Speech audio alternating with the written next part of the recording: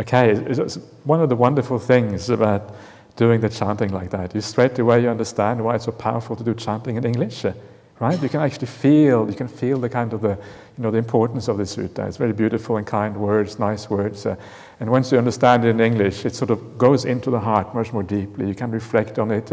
You can use it in your practice. You can actually, you can do something with these things. When we chant in Pali, it may give a nice feeling to what you're doing, but it doesn't give the same kind of insight into the Buddha's teachings. So this is the power of reading the suttas in English and chanting in English. Okay, so let us start and see what happens, as they say. Okay. So, and if anybody wants to kind of ask a question as we go along, if you want to kind of challenge me or tell me off or whatever, please do so. And I'm quite happy to have like a conversation. If you want to come back to me, that's perfectly okay. Okay. So please explain the difference between right effort and just plain awareness of satipatthana, being aware of the hindrances, but not doing anything about it. Okay, so this is, the way to understand that is to understand the way that the Noble Eightfold Path works. Remember the Noble Eightfold Path, 8 factors, right? And of course the point about these 8 factors is that they are structured. There's a sequence to them. It's not as if they are just 8 random things coming together, but they follow each other in a causal sequence. So once you understand that, then you understand what's happening here. Right effort is the cause for satipatthana, right? The 7th factor is right mindfulness, satipatthana. The 6th one is right effort. So right effort is the cause for satipatthana to arise. So this is the relationship between the two. So, and this is why satipatthana is actually a very deep practice and a very profound one, because really to do that you have to have kind of established right effort, and right effort basically means the abandoning of the defilements, right? So you have to pretty much abandon the defilements, and only then can you really do satipatthana. So a lot of the things that go by the name of satipatthana is not really satipatthana because it isn't profound enough, it isn't deep enough. Satipatthana is a meditation when you sit down and your mind is peaceful, there's no hindrances there, right? And it goes deeper and deeper and deeper until you really bliss out into deep meditation. That's what satipatthana is. So it's actually very profound, satipatthana. It's not something, simple or something you can just do in everyday life and all these kind of things.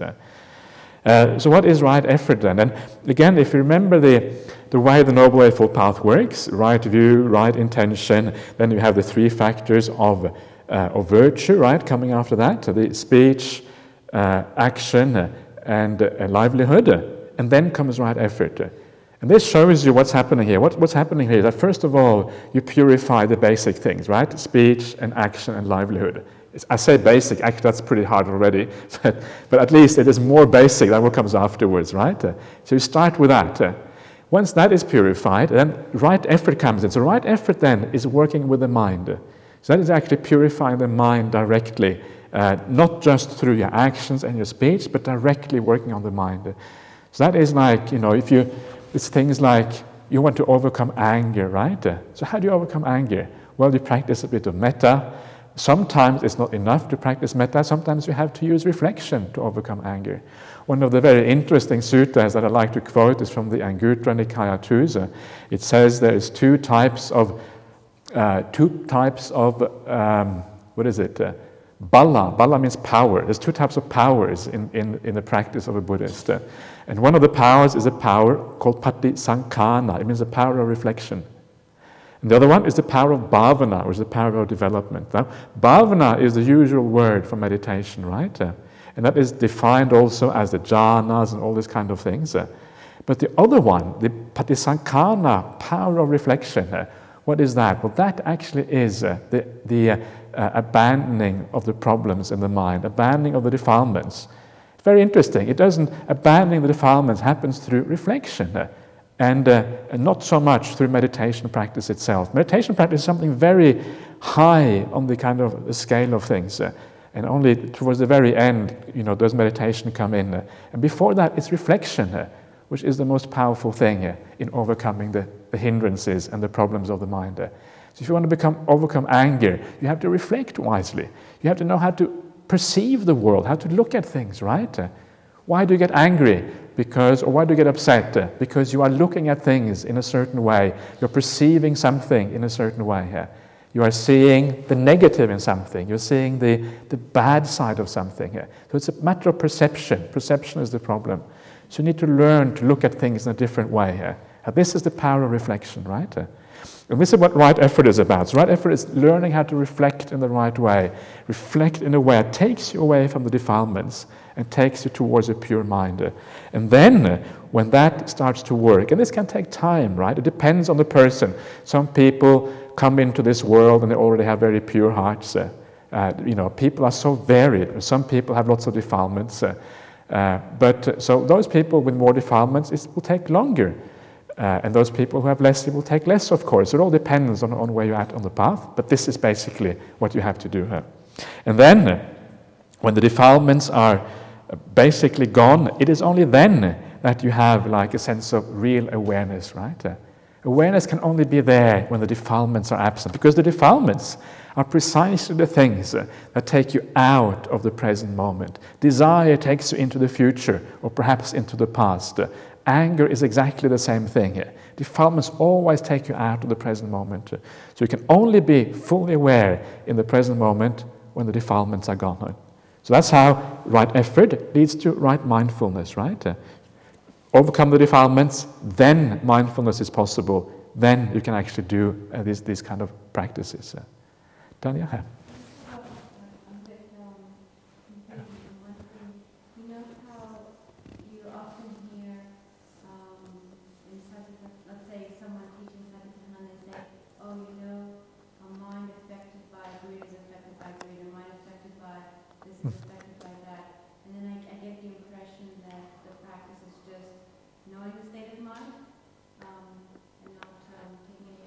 Yeah. Clarify what is really meant by that? Well, what is meant by that is that even when the mind is very pure, there's still likely to be very refined defilements left in the mind, right? So part of the practice of Satipatthana is to understand the mind fully, understand the defilements fully, so that you actually are able to overcome them. You can only overcome what you understand. If you don't even know it's there, you can't really overcome it, right? Yeah, that's what it implies, yeah. That's implied by it, but the implication is you have to understand it first. Once you understand it, then you can abandon it. So yeah. you mean also abandon it, even though it doesn't... It does actually say that. It says there, in the Satipatthana, it says that you know when there's greed is present, you know when it's absent, you know the arising of greed, right? Or how it arises, you know how it's abandoned, and you know how the non-arising comes in the future. All of these factors are listed there. So all that comes into that picture, yeah. Okay. Yeah, the last part of here is being aware of the hindrance, not doing anything about it. That is right. That's, of course, also part of the practice, is just to have that awareness and understanding how your mind works. And that is also very useful on a retreat like this, because here you have the chance to really get to know yourself, right? You see all the things coming up. Once things get a little bit quiet, you can understand yourself so much better than you can in ordinary life when things are very busy. Okay, number 1.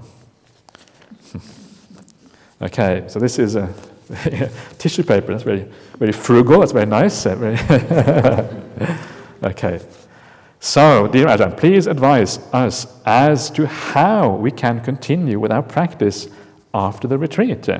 And when we encounter questions and queries, how do we ask and seek advice and clarification as there are no more interviews? Okay. I think that's a very good question. I think the most important part of the practice of a Buddhist on the Eightfold Path is not the part that you do on retreat. When you come on retreat, it's like you're trying to reap the fruits of the practice that you do in daily life, right? But the most important part is actually how you live your ordinary life. If you live your ordinary life well, then when you come on retreat, you will find it actually works for you. So there is a lot to be done in ordinary practice, in ordinary life. The most important thing is just simply to be kind, to be compassionate, to be understanding, right? These are the things that matter. And then to gradually, based on that, to purify yourself. To ask yourself, how can I how can I live a more kind of peaceful life, a more be less upset by what people say around me? There's always going to be somebody who upsets you. How can you avoid that? What can I do to look at things differently? So that gradual purification very often happens in daily life. There's an enormous amount of things you can do in daily life. And then if you want to do a bit of meditation in daily life as well, you can do that. You're often not going to go very deep, but that doesn't really matter. The purpose of meditation in daily life is just to kind of balance yourself, right? You had a long day, you just want to chill out, you wouldn't want to relax, you want to take it easy. And then when you feel relaxed, when you feel at ease, it's much more easy to be kind to other people when you have that already. So that is, to me, is the main purpose of meditation in daily life, just to balance yourself, to be ready to live a good life. So please do that and keep on reflecting about the Buddha's teachings. Read maybe a little bit of Buddha's teachings every day, maybe at night or in the morning when it's suitable, because that inspires you, it keeps you going, it reminds you what you're supposed to do, right? It's so easy to forget about these things in daily life. Suddenly, all these other things that we have to do, even in monastic life, sometimes you forget it. You get involved in building projects or whatever. So, that's a monastic life. In ordinary life, it's much more difficult to remember these things. So, inspire yourself, remind yourself of these things. Read a little bit. Take a little sutta or a verse from the Dhammapada. Dhammapada verses can be very inspiring sometimes and very beautiful. Read that, have a look at that, and you will find that it's very powerful and very useful in your practice. You feel kind of uplifted in a sense. This is one of the great things about also listening to a Dhamma talk. When you have a good Dhamma teacher, somebody like Ajahn Brahmali, who gives a Dhamma talk, he tends to lift the feeling, right? Everybody feels kind of inspired and elated. And this is what a good Dhamma teacher should be about. This is why after 20 years, I still listen to Ajahn Brahm talks, and I still feel inspired when I listen to Ajahn Brahm's talks, because they're so real, right? It feels so real when you listen to Ajahn Brahm. It inspires you. So make sure you get a good dose of Dhamma in your daily life. Listen to a talk every now and again, read a little bit, do these things to inspire you and keep you going. That's very important. And how to seek for answers and clarification? Sometimes all you need to do is to look inside. Sometimes you don't need to ask somebody else about something. Just wait a little bit. See if you can find the answer yourself. Sometimes that's much more powerful. If you use your own wisdom and you can find the answer for yourself, it's much more powerful than if you ask somebody else. If somebody else says something, you think, okay, sounds good, but it's not really coming from the heart. It's not something that you have understood, right? If you understand something yourself, if you feel that it's your own insight, your own understanding, then it is very powerful. So you don't always necessarily have to go to a teacher. Sometimes just wait and wait for the answer to come. And then if you find after a few days or a few weeks or whatever, you haven't got the answer you need, then you go to a teacher. And then you can go to a good friend. There are many wise people in the Buddhist fellowship in Singapore. I think most people here are from Singapore. Yeah, so many wise people there. Many people with lots of experience. You can ask them. Or if that doesn't work, then wait for a monk to arrive in Singapore. Ajahn Brahm goes there quite regularly, right? He's hard to talk to, isn't he, when he's there? That's what they say. Can't speak to him. So, or there is the BSWA has a kind of a forum page as well, and there you can write a question there, and then one of the monks from here will answer that question. That can sometimes be helpful. The web address. Yeah. Okay. It's just the forum discussion. Okay. Yeah. Good. Yeah. So you just have to use your wisdom, and you will go a long way with that. Okay. So let's go on now. Okay, so what is your view of the book The Power of Now by Eckhart Tolle? Okay, I haven't read the book yet. I know about it because people talk about it, but I'm not that interested, to be perfectly honest with you. I'm very happy with the teachings of the Buddha. For me, they are very, very powerful. But sometimes, and this is the nice thing about reading, you don't need to read too broadly, but to read a little bit here, a little bit there. Different teachers give you different ideas, and different teachers tell you things that you may not have heard somewhere else. And you can take those ideas, and use those in your practice if they actually work. I'm sure Eckhart Tolle probably has something to say as well, which might be useful. And then you can kind of integrate that into your Buddhist practice. But always ask yourself whether these are Buddhist ideas, right? Whether they actually go in the right direction. Something may seem very nice, Oh, you should believe in the love of God or whatever. It sort of sounds very nice and fuzzy and cozy and good, but, is it actually true? And if it isn't true, then it might be a problem. Okay, sorry, I can't really say much about that because I haven't read the book. I don't think Ajahn Brahmali has read it either, so you're not going to be very helpful to ask him either here. Okay, dear Ajahn Brahmali, okay, I have been blessed with many good meditations at this retreat, but I have not been sleeping too well. Any explanation for that? Okay. Sometimes the two things go together. When you are happy, when your mind is peaceful, you don't need that much sleep, right? Sometimes. And as long as your meditation is going well, you know that your mind is okay. You have rested enough. If you hadn't rested enough, your meditation wouldn't be going well. So that's really what matters. And this is one of the beautiful things. When you get into meditation, the sleep patterns tends to change. And then you get up early, you come into the hall here at 4 a.m. and you do your meditation. And that is a wonderful thing. And it's a good sign. So I don't think you have to worry about that at all. Good. Okay, so according to the sutras, a stream winner only has perfect sila, but not perfect samadhi and panya. Does it imply that the stream winner does not need to have the experience of jhana? Thank you. Okay. Well, it depends what perfection in samadhi means, right? What exactly does it mean? And the idea of perfect samadhi does not necessarily mean that you have attained jhana once. That's not necessarily what perfect samadhi means. Perfection in samadhi is rather the ability to attain deep meditation whenever you want, basically. That's what perfection in samadhi means. So, for example, that's why it is only the anagami who has perfect samadhi, because the anagami doesn't have the defilements of sensuality or of anger. And once those two defilements are away, it means that you can pretty much attain samadhi whenever you want. That's what perfection in samadhi means. You can attain these things pretty much at your will. So it doesn't actually mean that you never have attained deep samadhi before. But I think this whole idea of whether jhana is required or not for stream entry it doesn't really matter, Don't worry too much about that. It's really quite irrelevant. What you know is that the Eightfold Path leads to stream entry, right? So you practice that Eightfold Path. And then if you get stream entry before you get to the jhanas, great, wonderful. But if you don't get them, then keep going. And then eventually you get to the jhanas, and then you get stream entry anyway. So just practice the path, and then these things happen by themselves. It doesn't matter so much. But don't say, the danger about these kind of questions that people sometimes say, oh, jhana isn't required, therefore I will definitely not practice the jhanas. And that's where you go wrong, right?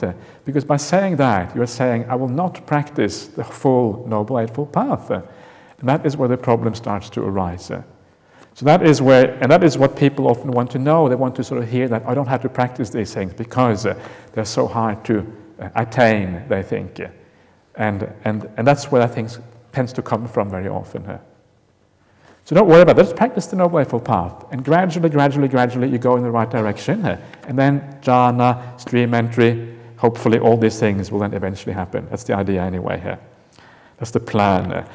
And then we'll see what happens. Okay.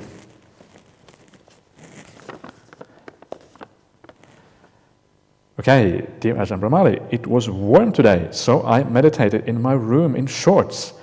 I realized after sitting, that there were partial outlines of my hands on my thighs.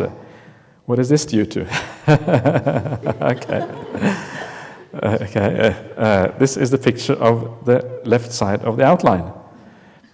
Okay, after about an hour. Okay, there were fainter outlines after.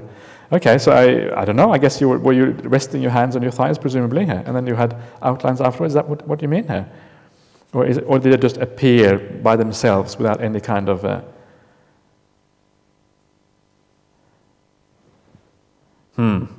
Mysterious. Okay. No, I don't know what that means. That probably doesn't mean very much at all. It probably means you rested your hands on your thighs and then you had some outlines afterwards. That's what I would guess. I don't think there's anything very significant in that. I think you... So...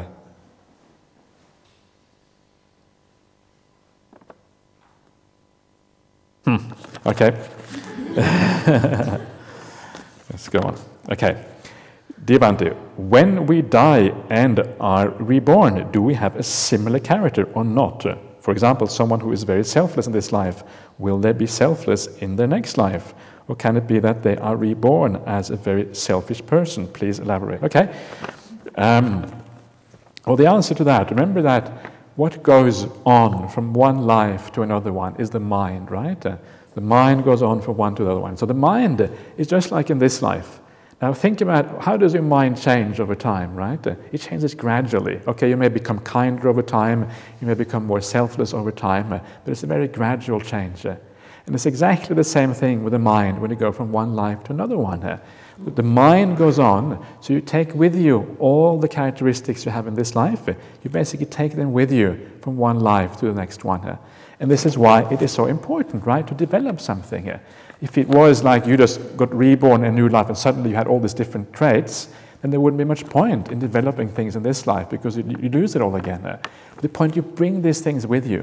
And this is one of the most important aspects of the idea of karma, is that you take these character traits with you into the future. And that's why it is so powerful to use this life right now and change yourself, develop yourself. You take that with you into the future, and you can build on that in the future life, if you're lucky, right? And then keep on building. So it's a building job which goes on. Sometimes it can go on from life to life, if you are fortunate enough to encounter Buddhism again in the future. Now, if you get reborn in one of these Muslim countries, it might be more difficult. I think it's very sad when you go to places like Malaysia, and they have these books, and it says Buddhist books for non-Muslims only. And if you're a Muslim, you are basically cut off. You're not allowed to read these books, you know. It's a terrible thing. It's like a kind of a bad karma from the past, which cuts you off from these very good and inspiring teachings. There is one member of the Buddhist Society who has recently emigrated to Perth, and he came from Pakistan. And Pakistan is one of the most fundamentalist, Muslim countries in the world. And he found out one day on the internet that he was a Buddhist. He started listening to Ajahn Brahm's talks and talks by other teachers. And he said, I'm a Buddhist. Why am I, I can't be a Muslim anymore. It was just from the heart, right? But then he got into so much trouble for saying that he didn't feel like a Muslim anymore, that he had to flee the country. So he had to flee everything, flee his, his parents and everything, leave everything behind. And that is kind of awful, isn't it, that it has to be like that. So develop all those good qualities now, and then hopefully you will avoid that kind of fate in the future. You can just chill out and have a good time with being a Buddhist. You don't have to worry about all this kind of nasty, these bad things happening here. So yes, so will there be selfless in the next life? Yes. And this is one of the things, I think, one of the kind of inspiring things of generosity which I see are some of the very wealthiest people around the world being very generous. People like Bill Gates and Warren Buffett, some of the very, very wealthiest people. And then towards the end of their life, they create these massive foundations. They put all their money in there. They leave a little bit for the children, but 95% to 98% they put into these foundations, and they give it away. Isn't that wonderful? And so why did these people become wealthy in the first place? Well, probably because generosity is a part of the character that they took with them from a past life, right? It went across, they took it with them. That's what I reckon. This is the most likely thing here.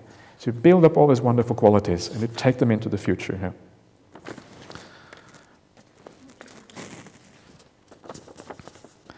Okay. Dear Venerable, what advice, spiritual and practical, can you give to those who may want to do a 1 to 3 months self-retreat? Okay. One way of doing that is to come to Bodhinyana Monastery and stay there for 1 to 3 months. That's a very useful way of doing it, because then you have a very strong support around you. You have people who can, or to Dhammasara Monastery for that matter. And then you have a strong support group around you. You have teachings, you have people you can seek to advice from, you have guidance in many different ways. And that is probably one of the most important things if you want to do a long retreat, that you have proper guidance in your meditation practice. Without that guidance, it's easy to go astray, not to understand what you're supposed to do, well, etc., etc. So it's very, very helpful to have that. So that is the best one. One of the things that we have done in recent years is that we have also opened up this retreat center here during the rains retreat, at least a little bit. So we have a little bit more room now for people who want to do long retreats. It's still very difficult to get room, but at least it is a little bit more possible than it was before. So find a good teacher. It doesn't have to be here, of course. It can be somewhere else. I know that there are members of the Buddhist Fellowship who go to Burma, for example, to places like Salayahadipankara. Yeah, okay. So there are many different places we can go, but that is, I think, the most important thing here.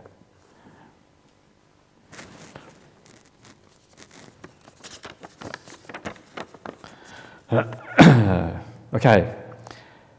Contrary to what Ajahn Brahm says, okay, I have been meditating at this retreat, but have not become happier, but more withdrawn. Okay, I notice more judgments from my mind and less loving kindness.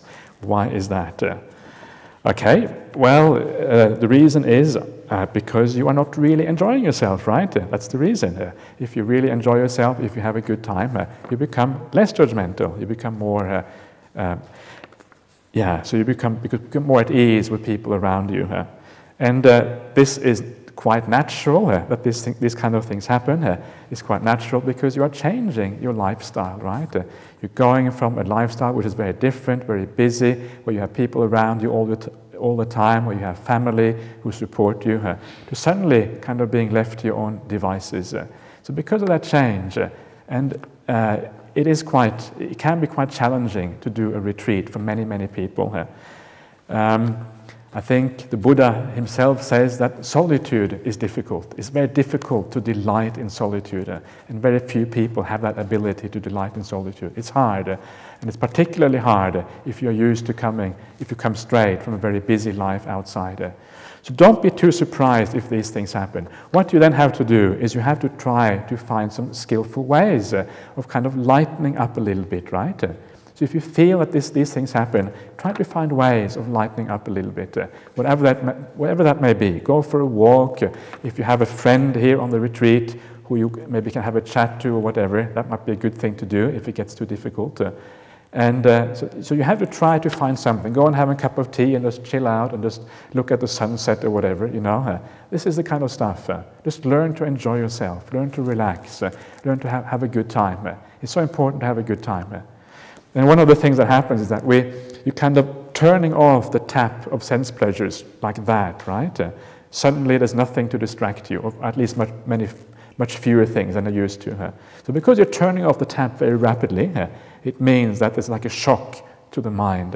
At least for some people, there's a shock to the mind. So again, it's quite natural that these kind of things will happen. So learn to enjoy yourself, whatever it takes to enjoy yourself. Ask yourself what you can do to feel better, to feel more at ease. Now, one of the things that I recommend people to do on a retreat is to always have a bit of loving kindness for the people who are here with you. Retreat time, when many people are together, it's very easy to become fault-finding as well, because people might do the thing you don't like, they might slam the door, they might do something wrong. This is just life, right? People always do things that we don't like. This is how things are. So because of that, remind yourself on a retreat like this, what a wonderful thing it is to be with people like this who are committed to a spiritual path, people who practice precepts, people who want to do something good, people who want to meditate. How rare it is to find people like this around the world. And when you think like that, instead of thinking at the fault, then you can have a sense of gratitude for these people, and you can forgive those faults so easily. And this is one of the things I was talking about before, about right effort. This is what right effort is all about, is learning to perceive people, look at people in the right way, focus on those things that actually are beautiful in other people. And it's so easy in a group like this, right? It's so easy because there are so many good qualities here. And even if you don't like a particular person because of a personality clash or whatever, this is another thing that always happens in life, different personalities tend to clash. You can still appreciate the good qualities in that person, even though they might have a personality which doesn't go with yours, right? And you reflect on that, and you can say, yes, this person is so, actually, they're a very beautiful person after all. And this is straight from the discourses of the Buddha. This is how the Buddha taught. He said this is this is from a sutta by Venerable Sariputta, and it says this is exactly what we should be doing. We should, when we have a resentment or negativity to somebody, we should focus on the good qualities in that person. Now, if there really is someone you can't see anything good in her, and sometimes that's the case, right? We may be wrong, it may just be our own kind of ideas, but sometimes it's very hard to find good qualities in somebody. Sometimes it can be. And then you can have compassion, because if somebody really is bad, or whatever you want to call it, if somebody really is bad, if they do a lot of bad things, then they will have to reap the consequences in the future, right? They are sowing the seeds for their own suffering, and they will receive much, much more suffering than you will receive from being in their presence. So think about that. It's like, like seeing somebody walking into the road when the bus is coming, right? And they don't see the bus. What will you do? You will shout, "Hey, watch out! Be careful! Something's going to happen to you." Or you see somebody, doing something stupid, like being in danger of a dangerous animal and not really understanding what they're doing. You help them, right? You give them a hand because you see that they're doing the wrong thing. And it's exactly the same thing with this kind of person. They're walking into suffering, blindfolded, not understanding what they're doing. What is your reaction? It's compassion, right? You have to have kindness to somebody like that. Somebody who doesn't understand what is for their own good and benefit in the future. Then you can have compassion. So this is how you have to learn to think. But like everything, reflecting like this, it's something which takes time. You have to do it again and again. This with all spiritual practice. It has to be repeated, and over time, if you do it again and again, then it starts to become powerful. So sometimes all you need is some very simple things in life, some very simple things to remind you of. And when you remind yourself of those things, then you can already go a long way on the spiritual path. So don't worry about that. Just try, remember, be happy when you come on a retreat. Do whatever it takes to be happy. Don't be afraid of that. In fact, the Buddha is one of the most important teachings of the Buddha is precisely that happiness is the most important factor for meditation to work. And this is a teaching called the dependent liberation that you find in the suttas. And the Buddha shows a sequence of steps, one leading to the next one, starting off with virtue and ending up with liberation, with becoming an arahant. And in the middle there somewhere is happiness. And that happiness is what comes before meditation happens, right? Happiness is essential, absolutely important to be able to make real progress on this path. So don't forget happiness. Be happy here. What was something I saw somebody sent me an email a couple of days ago, and there was a book that had recently been released by an Australian nurse. And she was a palliative care nurse.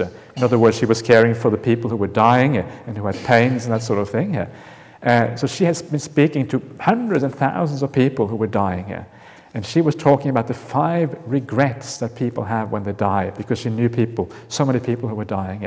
And one of those 5 regrets was not allowing myself enough happiness. That's one of the regrets. So it's like, this is one of the wonderful things about somebody like Ajahn Brahmali. He's a very happy person, right? And he messes around and he just is silly and does all these kind of things. But that is exactly what these people were saying. I wish I had done more of that. I wish I'd been more silly and was more kind of enjoying myself and doing stupid things in life. And I thought straight away, yeah, Ajahn Brahmali's got it just right. That's what I thought. So this is enjoy. Just be stupid. Don't be afraid of making a fool of yourself sometimes, and just mess around a bit. Have a good time, and just because otherwise, because this is what life is about in the end: having a good time, enjoying oneself. And some of the other things which were also interesting there, which were the biggest regrets that people had on the deathbed. One was that they had worked too hard. They thought back on their life, thought, I've been working too much in my life. Why have I spent so much time working here? So I'm sure that is the case, I know that is the case in Singapore as well, that people often work too hard. So think about that, you know. When you're on your deathbed, what would you think about that? And in all likelihood, you will regret that you worked so hard. Okay. Time is going very fast.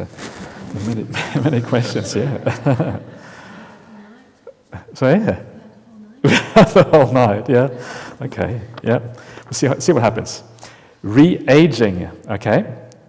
Like meditation, aging is an invitation to let go. Yes, that's a very good way of looking at it, actually. I would agree with that, yeah. Life is a cycle. In that first half, one builds up. In the second half, one winds down. Yeah, okay. So actually the Dhamma, you can keep on building up, you know, the Dhamma practice. That's a good thing about it. So you wind down maybe physically, but you mentally you can still keep building up. Hence older people become the children again in the process. Yeah. While one has no remembrance of strength as a child, when one gets old, one has memories of time when one is stronger, making it challenging to adapt. Yeah, let go, accept, let go, and your fears will lessen. Yeah, yeah, good. That's more like a reflection, isn't it? That's a very nice reflection. Yeah, so I agree with that, and I think this is one of the reflections that the Buddha recommended us, is the reflection on old age and the reflection on aging here. And this is a reflection that he recommended both for lay people and for monastics.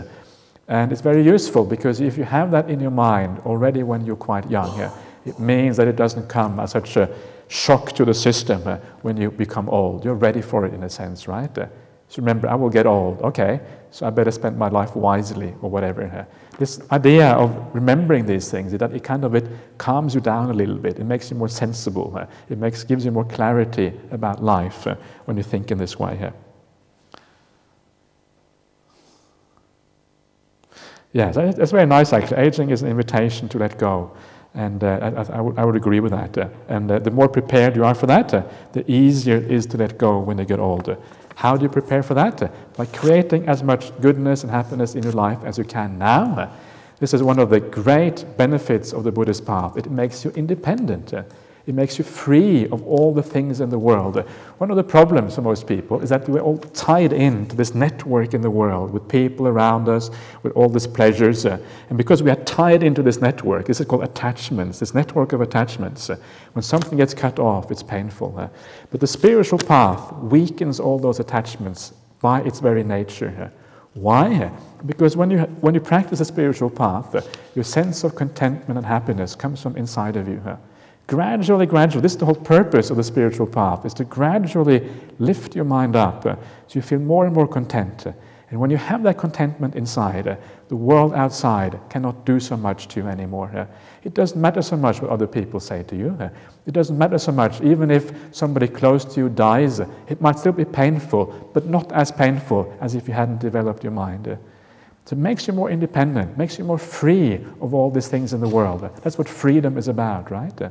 So gradually you get lifted out of this world, step by step. Okay. So, Ajahn, this morning I saw a black ant attacking a helpless bee. Should I intervene to help the bee, save the bee, out of compassion, or to let nature take its course for the ant to find food for its community? Yeah. Okay.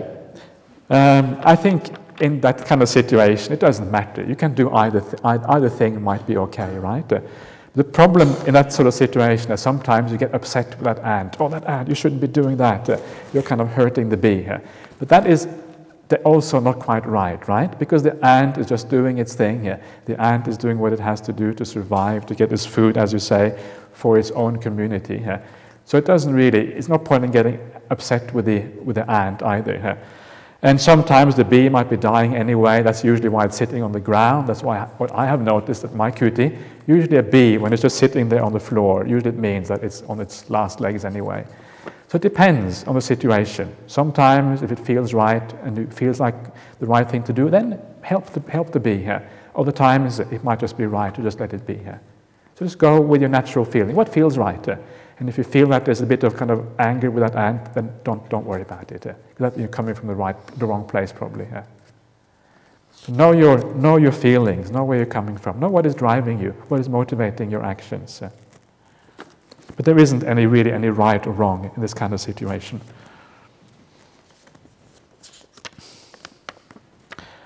Okay, thank you to everyone who has worked very hard to make this retreat so enjoyable for the rest of us, especially whoever made the pancakes this morning. Okay, so the pancake maker, well done.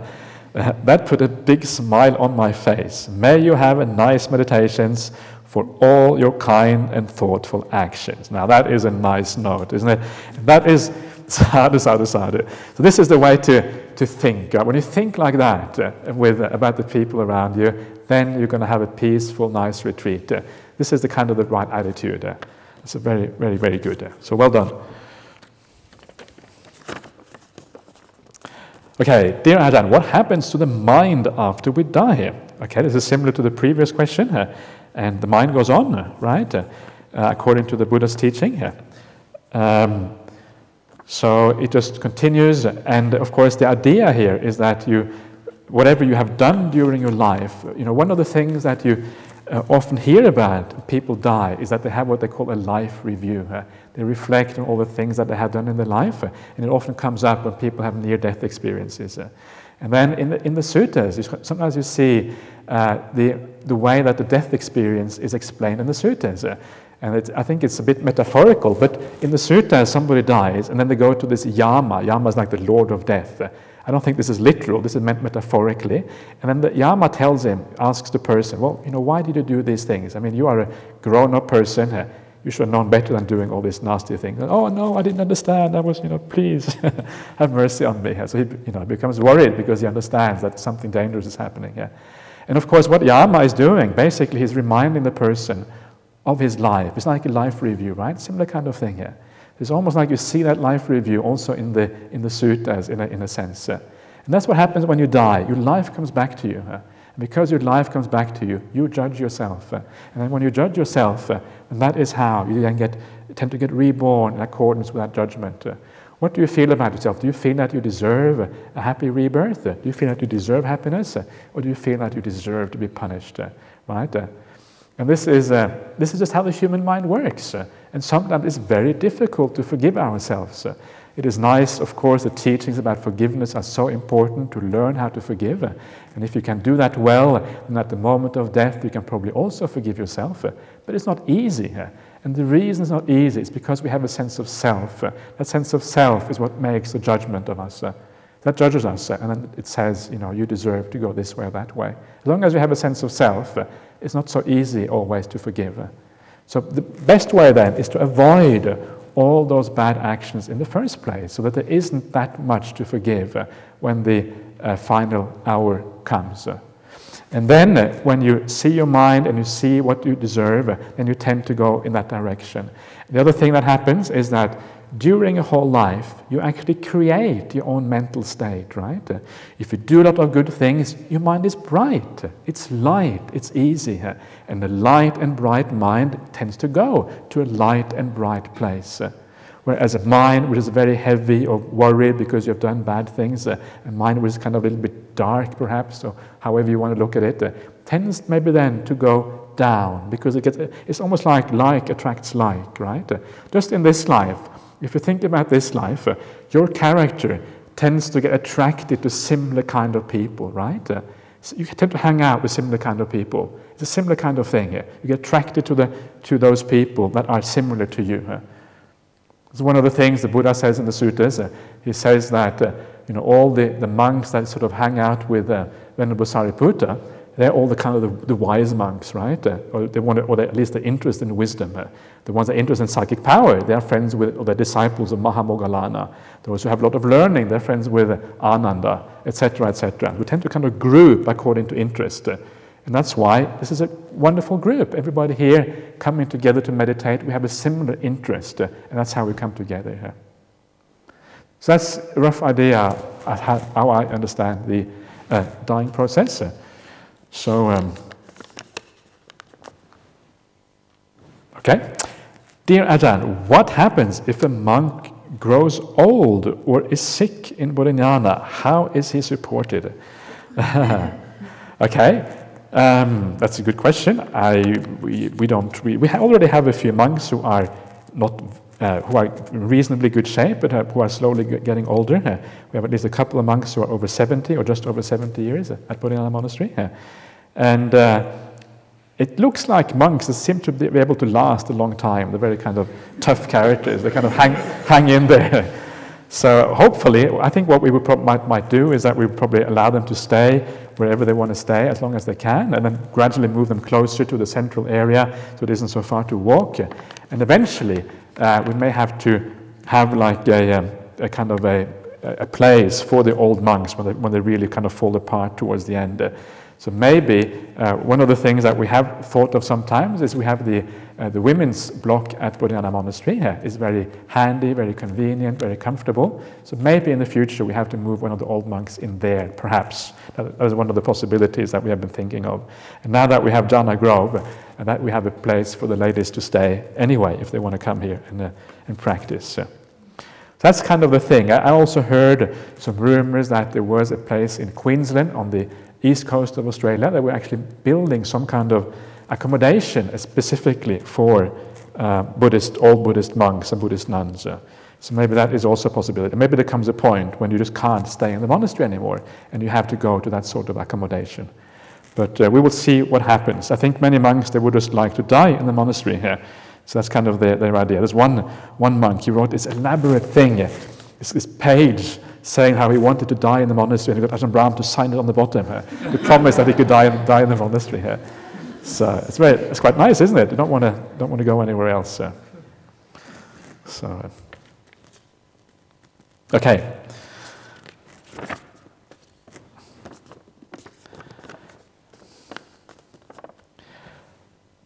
I was told that one must have good karma and parami in order to have the opportunity to learn Dhamma and walk the Buddha's path. Those who do not follow the 5 precepts will not be able to be reborn as humans. People whose Dhamma seeds are not matured in this life, do they have the opportunity to be reborn as a human again?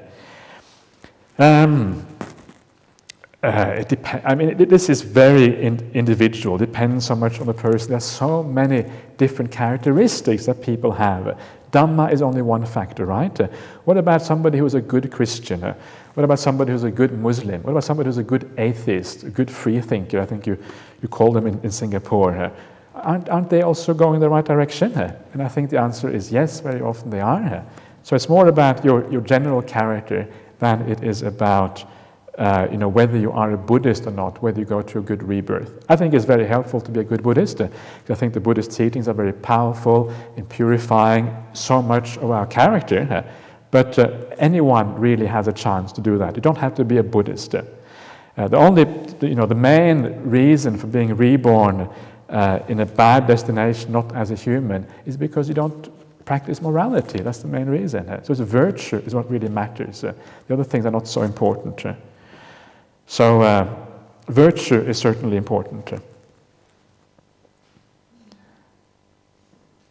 So even if your Dhamma seeds haven't matured, it depends what you mean by Dhamma seeds. If you mean just general good conduct, then there should be no, then it's, I would agree with you if that's what you mean, because then if you haven't got general good conduct, then you really have a problem. That if you don't follow the precepts, that you will not be able to be reborn as a human. Perhaps it depends a little bit how you don't follow them. I mean, if somebody drinks a little bit of alcohol, I don't think that will necessarily stop them from being reborn as a human again in the future. If you make a few mistakes with the precepts, again, that will not stop you. Everybody makes a few mistakes. So it depends on how you break these things, right? But sometimes keeping the 5 precepts may not be enough, right? Sometimes a person who has a lot of anger and a lot of greed, that may hold them back as well. There's many possibilities here, and many pitfalls on this path.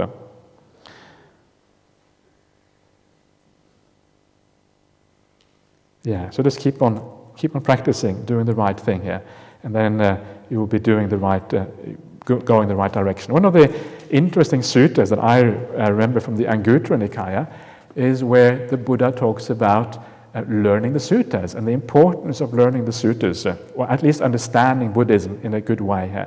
And he says there that if you learn the suttas, or if you understand Buddhism, what Buddha's teaching is really about, then when you get reborn in a future life, you will remember that. It will come back to you, and you will recognize it, right? Because what we talked about before, the mind is what you take with you from one life to another one. So those seeds of Dhamma that are there in your heart, they will then sprout again when you go into your future life. So the more practice you do now, and not just, the practice of actually purifying yourself, but also just the understanding of the Buddha's teachings. The more you understand that, the more easy it is to continue that in the future, because you will recognize what Buddhism is about. You won't be led astray by some Christian trying to convert you. You won't be led astray by the promise of lots of virgins in heaven by the Muslims, etc. But you will understand where the truth is to be found. Well, that's how I see it anyway here. Okay.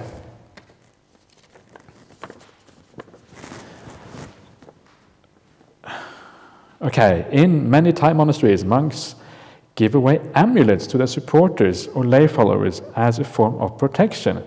Dear Ajahn, are these amulets really useful? As I don't see you giving any out, Ajahn Brahm's blessed amulets. I guess you don't believe in them. Yeah. Now this is, to me, this is not about Buddhism at all. If you read the suttas, the Buddha never said that monks should go around giving out amulets for protection. What protects a person is keeping sila, right? That's what protects you.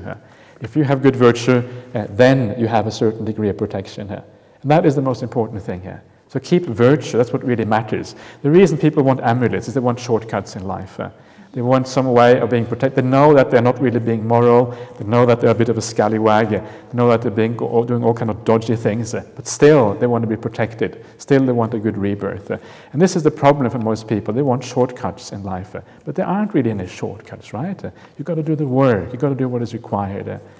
So, there's all this amulet stuff, all the even the blessing ceremony that we do, we're blessing people with holy water. It's nice, it's a nice gesture, right? It makes you feel good, but that's not really going to purify you. What's going to purify you is the practice of the path. Sometimes it's scary. You see in Thailand some of these amulets that get sold for tens of thousands of dollars, sometimes hundreds of thousands of dollars, because people really believe in the power of these things. I think there's a famous story of someone, I think a Thai general or something, some time ago, who bought one of these amulets. And he thought that now I'm so protected, nothing can happen to me here. I think he had read in the suttas that weapon, something can't hurt you if you are, it doesn't say it about amulets, but it says about virtuous person. Nothing can happen to me. So he said to one of his lieutenants or whatever, okay, take the gun and shoot me, and I will prove to you how good this amulet is. And of course that was the end of that general. And that's the reality of it, right? If you're stupid, then these things happen. So forget about amulets. Okay, so certain feelings of anxiety, lost unpleasantness. Say this too will pass. 1. 2, restraining mind with positive thoughts. Breathe deeply. What else? Thanks. Okay.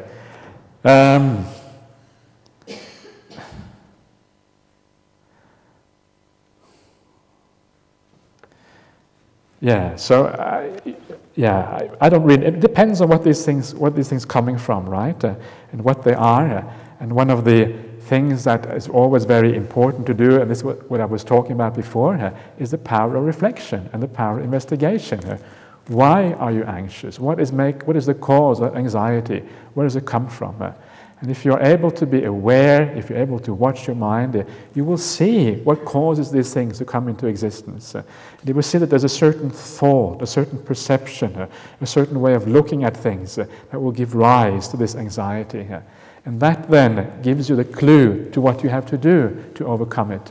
For example, maybe you have a difficult work situation, so you think about your boss and you feel anxiety about the boss, right, the work situation. Okay, how can I learn to look at this boss in a different way here? How can I learn to look at this boss in a way where I can have understanding for this boss, have a sense of compassion, not be frightened with this person? And once you then learn to see that person in a new way, then some of the anxiety is also likely to disappear. So a lot of this is about learning basically to look at things in a different way and seeing things in a good way. And this, in a sense, is a good thing about this kind of meditation retreat. You have a chance to know yourself much better than you otherwise would have. So use the opportunity. Try to investigate a bit as well. What is going on here? Why is this happening here? And then you can start to take the remedy to overcome this. A lot of this has to be like your personal wisdom, right? Often people want like a formula that they can follow. This is the formula, just do A, B, C, and D. And this is one of the nice things about some of these meditation systems, that they give you very clear formulas. You just follow a set pattern of things. But very often we need to do more than that. We can't just follow formulas. We have to use our own wisdom. And this is what this is about. So use your own wisdom. It's much more powerful than following formulas. So use your own wisdom. How can I understand myself more deeply? Look into yourself. Try to understand. Then you can do something very useful. And it's not that difficult. It's not like a very difficult art. It's just to be clear about what's going on. Understanding cause and effect. Once you understand cause and effect, you can do something with the cause, and the effect will gradually disappear. You get angry because you're seeing the bad. Okay, how can I see the good? You get desire because you're seeing the beautiful in something. Okay, let me see if I can reduce this particular desire, which is maybe not a very useful desire. Okay. So, can you explain the simile of the box that offs itself off and how this relates to meditation and enlightenment? Okay, this is really a question for Ajahn Brahm, isn't it? This is Ajahn Brahm's favorite box. So what you're talking about is the box. There's a box we have in the monastery, and it's a square box, and there's one switch on this box, right? That's all there is. Anybody who hasn't heard about this box before? Everybody heard about this box? No, you haven't? Okay, there's a few people who haven't heard about this box. Square, completely square box. It has one switch on the side. That's all it has. So what it does, so when you turn the switch, there's a lid that comes up, and the hand comes out of the box. It undoes the switch, and then the hand goes back in again, and it closes up. That's what it does, right? So it's the thing that turns itself off. So the idea is that this is a metaphor or a simile for what enlightenment is. Enlightenment is about turning ourselves off. That's basically what it's about. So you're going on this path, and you're becoming less and less and less, right? Sometimes people are afraid. They think that becoming less is a bad thing. But just feel for yourself from your own experience. When you become peaceful, do you feel better or do you feel worse? Is there more of you there or is there less of you there? There's less of you there and you're feeling more happy, right? So becoming less is good. And this is one of the things that this is again about insight and understanding yourself. Look at yourself and understand these things, and then you will be able to start to see why enlightenment, why turning oneself off actually is a very high form of happiness. It's because you're becoming less and less and less and less until you become completely switched off, and that's the end of it. Right? So sometimes these things, they sound scary, but if you relate these things to your own practice, actually it makes very good sense. Okay, last question. Oh, that's quite good actually. It's not too bad. So just a few minutes after 9. You mentioned as parents how we should let go. That's probably for Ajahn Brahm, but I'll try to answer it anyway.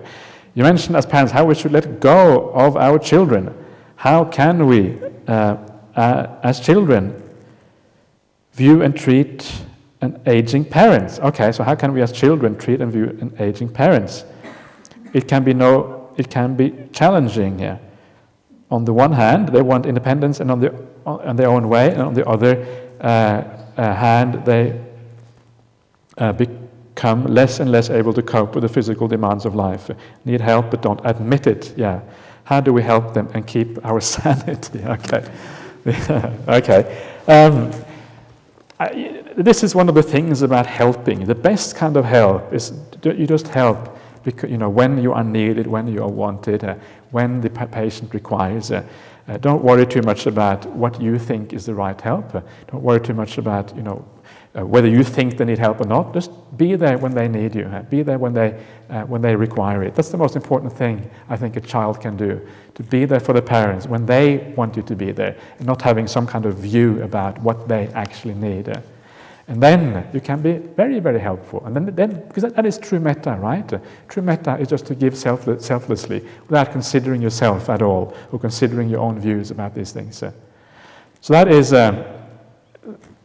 essentially what it is about, to be able to be there with them when they need you and when they require you. So, of course, that is not always easy.